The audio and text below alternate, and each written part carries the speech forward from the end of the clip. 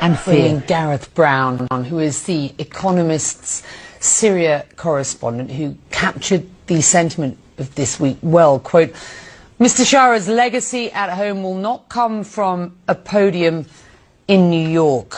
Gareth, it's good to have you. Thanks for joining us. Let's start by unpacking this gruesome violence in Soweto. You and I talked at the time, back in July. This was, of course, the Druze. Just how deep is mistrust at this point in al-Shara's government? Well, I think from the Druze perspective, I'll paraphrase a businessman I spoke to recently. It's not a case of a lack of trust. There is no trust at all. And I think for a lot of the Druze in Soweto, since the violence in July, really they see Ahmed Shara's government in Damascus as an existential threat.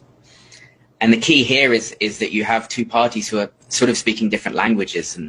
And you know, from conversations I've had with ministers in Damascus, people close to al-Shara, close to the government, people trying to mediate, is they simply don't understand how they are perceived through Druze eyes since the violence in Soweto, and that's as an existential threat to the Druze community. And you know, it seems like every effort that Damascus puts into trying to somehow reconcile or bring Soweto back to within the orbit of the central government of Syria, they push it further away. They use certain individuals, Druze individuals, who are really kryptonite within their own community. And I don't think that Damascus really has a realistic understanding of how it's viewed in Soweto, or how to even go about reconciling with that Druze community in the south.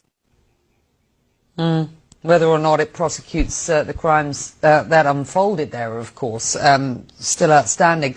You wrote in your piece about Trump's Syria envoy, Tom Barak, that he is, quote, Mr. Shara's biggest champion in Washington, but even he admits that if another Soweto occurs when Mr. Shara lost control of his security forces, the love-in could fizzle. Another such episode would probably mean that sanctions would remain. Those lobbying for him will find it much harder if he continues to make mistakes at home. Are these mistakes? Can he actually crack down on extremist fighters at this point?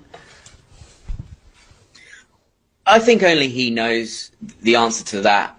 And you know, if he wants to crack down on, you know, those armed groups, those actors who were really responsible for the brunt of the violence, not just in Soweto, but also in the coastal massacres in March, then he needs to do more to broaden his community, his coalition.